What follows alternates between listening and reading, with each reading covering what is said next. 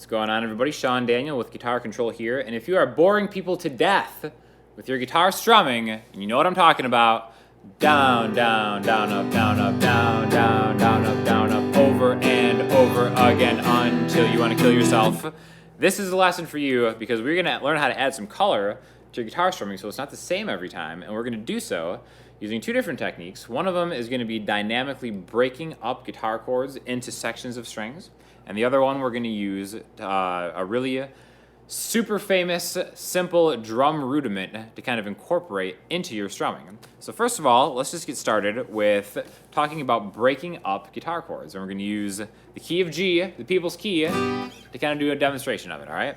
So we've got a regular G major chord, just like this. Now a lot of strumming is just going to be like 1, 2, 3, and 4, and. Now this isn't really dynamic in any way. Everything kind of gets the same amount of force. 4 downstrokes and 1 upstroke. 1, 2, 3, and 4, and. Okay? Now, one way to kind of make that chord a little more interesting is to break it into pieces. So what I mean by that is most guitars have 6 strings. So the beautiful thing about a G chord is you get to utilize all 6 strings. But just as we always like to do, we try to go overboard and we hit those same 6 strings all the time. Now what we want to do is we want to start getting a little more selective with the strings that we hit, whether you're using a pick or your thumb or your finger, however you want to do it. We want to focus in on these 6 strings.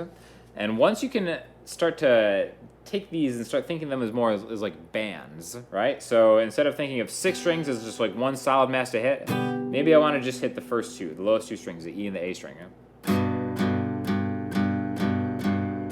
So I'll think of that as like the low band, and then maybe I'll take the 2 middle strings, the D and the G string.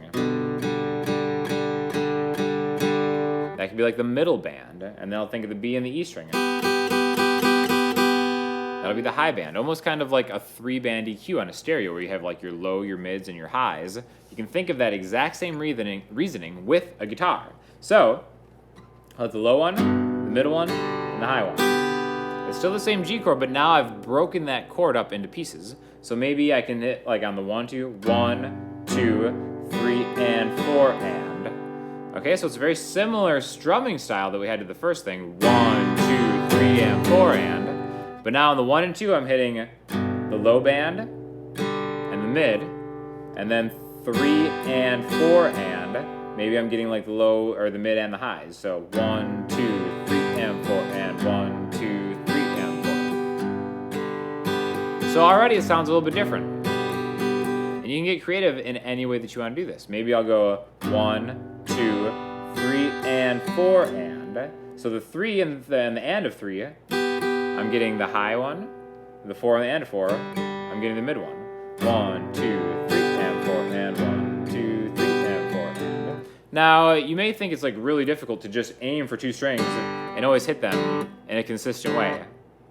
And that's something that'll really come with practice, but it's just the idea of trying to selectively hit an area and not really overdoing it. Because I can aim for the middle 2, and then if I get the 3 instead, guess what? That sounds fine, and it still sounds different than all 6. So it's not always about just hitting specific strings. It's about just kind of like having the thoughtfulness and the awareness to maybe start hitting string sets inside the group of 6.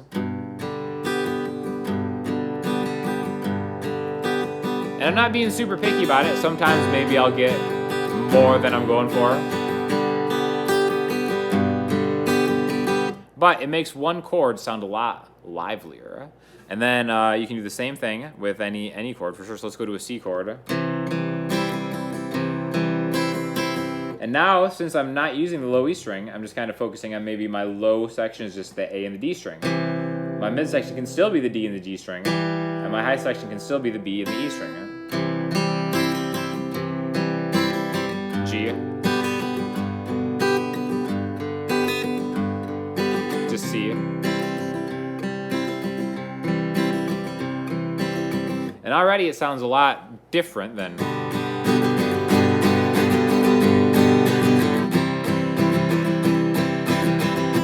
Sounds a little bit more dynamic, which, you know, maybe isn't always suitable for the type of music that you're playing, but it's definitely a good speed to be able to switch into. Another thing is just taking the root note of a chord. So let's actually break it down even further. Let's go to a D chord, where we only use the highest 4 strings. So now, since we're kind of even shortening just what's available to us, maybe we can just try to aim for the root note. And then for the next 3 beats, we're just gonna go the bottom 3 strings down, up, down, up, down, up. 1, 2, and 3, and 4, and 1, 2, and 3, and 4, and 1, 2, and 3, and 4,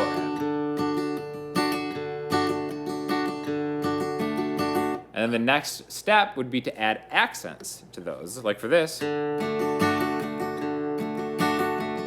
can tell I'm accenting the 3. So I'm kind of accenting the 1 just by making it a root note. 1, 2, and 3, and 4, and. So that third beat, I'm hitting a little bit harder. 1, 2, and 3, and 4, and 1, 2, and 3, and 4, and C, G.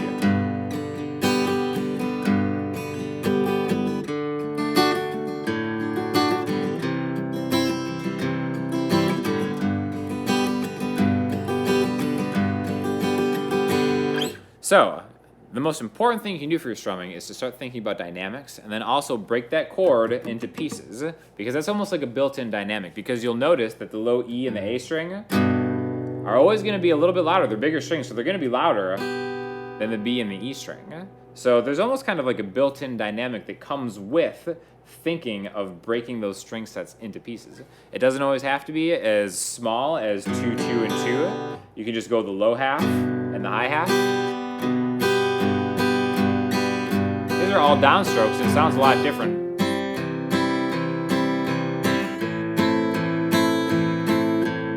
Than just.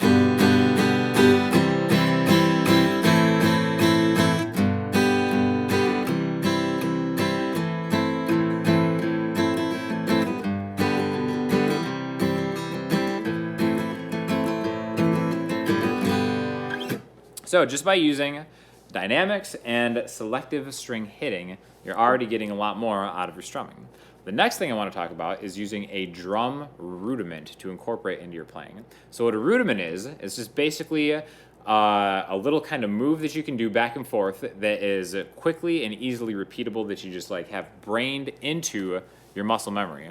Brained into? That's really not a word. That you have sunk into your muscle memory, into your brain, via your brain, whatever. What we're gonna learn is called a paradiddle, all right? So first of all, before we even apply it to a guitar, we're just gonna do it with our hands. Now this is something that drummers do with sticks, and it sounds like this. Paradiddle, paradiddle, paradiddle, paradiddle. Okay? So it's just kind of a simple thing if we break it down really slow. Start with your left hand, left, right, left, left. So that's half of it. That's the left, right, left, left. The next part is gonna be the opposite of that. Right, left, right, right. So just try to do it on your hands, on your guitar, on your leg, whatever. Left, right, left, left, right, left, right, right. It may be more complex than it seems, but to really be able to get that on a consistent, steady motion, left, right, left, left, right, left, right, right, left, right, left, left, that's the sound of a paradiddle.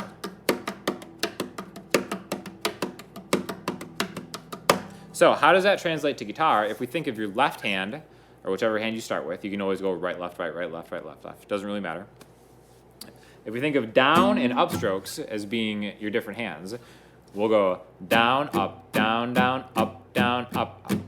That's like a guitar version of maybe doing a paradiddle on a drum kit. So again, down, up, down, up, down, up, up, down, up, down, up, down, up, up. And now if we're getting every single beat, it's like, well, what's the difference between just going paradiddle, paradiddle, and down, up, down, up, up, is that the attack of your pick and the guitar chord is going to sound, you know, pretty drastically different whether you go down or up. Okay, because just like the notes that you hit first, again, the attack of your pick, how your pick hits those strings is going to vary depending on if you're going down and up. And if we start thinking of different patterns, this one specifically, it'll have like a really cool sound. Down, up, down, up, down, up, up, down, up, down, up, down, up, up. Paradiddle, paradiddle, paradiddle, paradiddle. And now if we incorporate what we did in the earlier part of that video, then we can just kind of dynamically, maybe on the downs, I'm just hitting the low 3 strings. On the ups, I'm hitting the high 3 strings. down, up, down, down, up, down, up, down, up, down, down, up, down, up.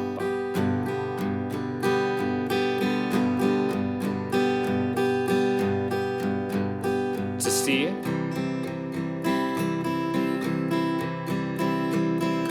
A minor, up, down, down, up, down, up, up. So being able to do that quickly can be kind of tough, especially thinking on it in the fly. So if we maybe just mute the whole string set, that's a good way to really ingrain the sound of the paradiddle. Down, up, down, down, up, down, up, down, up, down, down, up, down, up. Do the same thing with your thumb.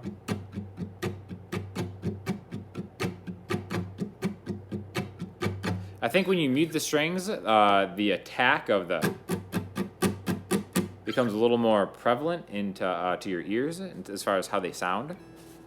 So then you can kind of start adding that to your playing. Like maybe if we have 1, 2, 3, 4, down, up.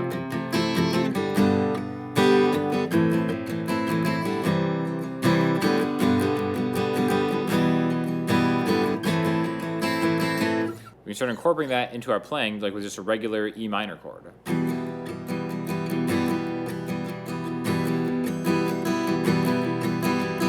So having that rudiment in combination with the dynamics of the strings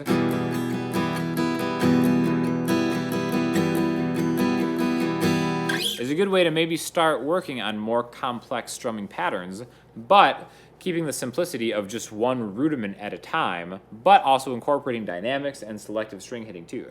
So it can kind of be a lot to handle at first, but really just do the thing where you mute the strings and then kind of try to focus in on just hitting certain ones at a time. Just the lowest two, the middle two, top two, middle,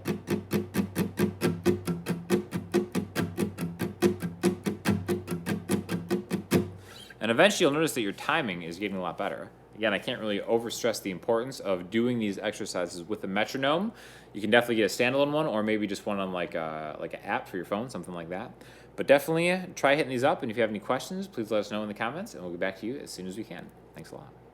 So if you found yourself incredibly sad at the end of the video because you had to say goodbye to me, fear not. There are other videos that I'm in that you can click on, which I recommend you do so now, so you can continue to dominate your guitar mastery. So check those out and let us know what you think. Thanks a lot.